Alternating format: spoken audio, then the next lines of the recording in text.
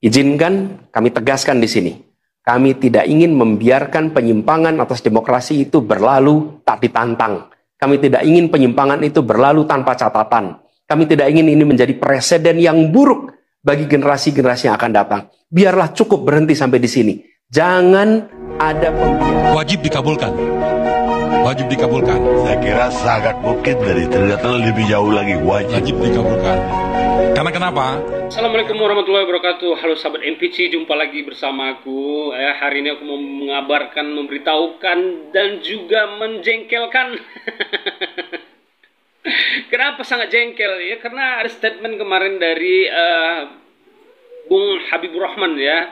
Itu sangat membuat jengkel ya para pendukung 01 ya. Katanya adanya dugaan kecurangan ya Pilpres 2024 ini. Diresponnya katanya dia beranggapan justru saya berpendapat sebaliknya katanya. Ini adalah respon pihak kalah yang paling brutal selama pemilihan umum Indonesia katanya. Jadi melontarkan tuduhan-tuduhan tanpa asumtif, tanpa bukti dan tidak bisa menunjukkan sikap kenegarawanan katanya.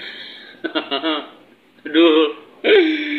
Ya, bahkan katanya ketika ada pemimpin partai politik yang menunjukkan sikap kenegarawanannya dari kalangan mereka sendiri, diungkapnya mencaci-caci maki ya.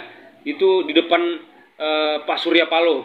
Jelas Habibur Rahman yang merupakan wakil ketua TKN Prabowo Gibran saat live di TV One kemarin. Nah, terkait dugaan TSM Pilpres 2024 ya,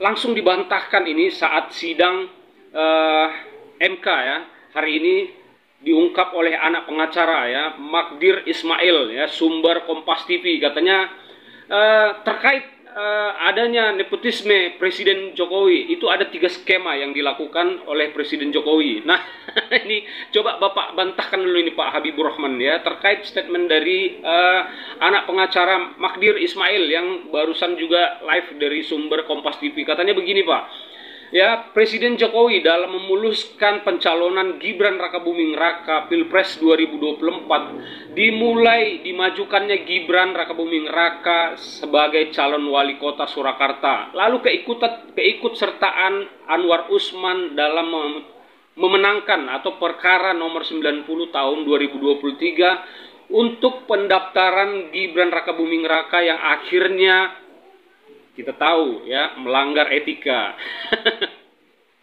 Dan kenapa ini menjadi kabar gembira buat pendukung 01 ya? MK akan mengabulkan gugatan paslon 01 dan juga paslon 03. Karena itu langsung diberikan statement ataupun diungkap langsung oleh ketua tim hukum ya, Amin atau Bung Ari Yusuf Amir ya. Katanya saat live di Kompas TV ya, tim hukum Amin yakin MK akan mengabulkan gugatan sengketa Pilpres 2024 oleh paslon 01 dan 03 titik. Gak bisa terbantahkan katanya. Kenapa? Karena ketua tim hukum Ari Yusuf Amir yang memastikan itu, menyampaikan keyakinannya terkait MK akan mengabulkan gugatan sengketa Pilpres 2024 dengan sistematis dan juga struktur hingga masif dengan adanya dugaan keterlibatan Menteri Jokowi dalam memenangkan paslon 02. Jadi katanya begini, wajib dikabulkan. Wajib dikabulkan sampai 2 kali diungkapkan oleh ketua tim hukum Bung Ari ya. MK akan mengabulkan gugatan paslon 01 dan juga 03. Kenapa? Karena Mahkamah Konstitusi itu tugasnya untuk menjaga, mengawal konstitusi kita agar supaya tetap di relnya katanya ya. Jangan sampai melanggar apalagi dikhianati, kata Bung Ari ya, merupakan ketua tim hukum Amin nih, paten ini. Sangat-sangat diapresiasi ya keyakinannya ketua tim hukum Bung Amin ini, Bung Ari ya. Nah, sekarang persoalannya katanya konstitusi kita ini sudah dijungkir balikan, sudah begitu jauh dikhianati, jadi sudah sangat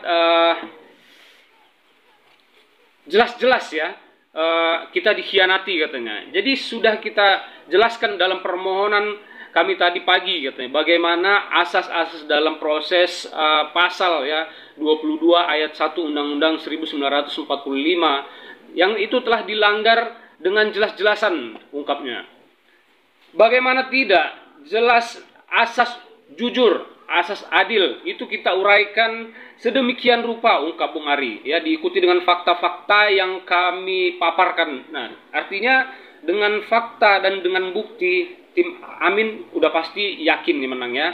Terus apalagi katanya, nah jadi tugasnya MK ini adalah pelanggaran konstitusi ataupun terkait adanya pelanggaran konstitusi yang harus diluruskan, maka MK menjadi satu-satunya tim ataupun lembaga yang harus bisa meluruskan adanya ancaman keseriusan bagi demokrasi kita, ya, tutur Bung Ari ya. Terus katanya, seandainya kita membiarkan persoalan ini, maka dampaknya akan terjadi sangat luar biasa. Ya udah memang pasti sangat luar biasa ya. Kita ingat darah dan nyawa yang telah kita lakukan pada waktu masa-masa reformasi demi untuk mendapatkan kebebasan, demi bagaimana demokrasi itu bisa tumbuh berkembang menjadi berkembang di negara kita ini. Jadi kata Bung Ari, ketua tim hukum, karena kita meyakini pemilu yang demokratis akan melahirkan pemimpin yang baik, dan pemimpin yang baik akan melahirkan menghasilkan pemerintah yang kuat dan legitimit, beretikat baik untuk masyarakat. Dan apa hasilnya lagi? Masyarakat akan sejahtera dengan tujuan akhirnya.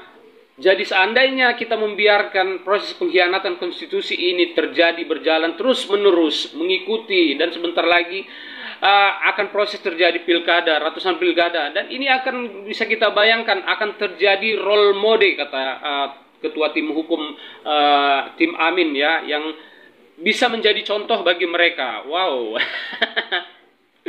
Jadi sempat ya viral statement dari Habibur Rahman terkait responnya ya, responnya kepada paslon 03 dan juga paslon 01 yang katanya saya berpendapat sebaliknya katanya.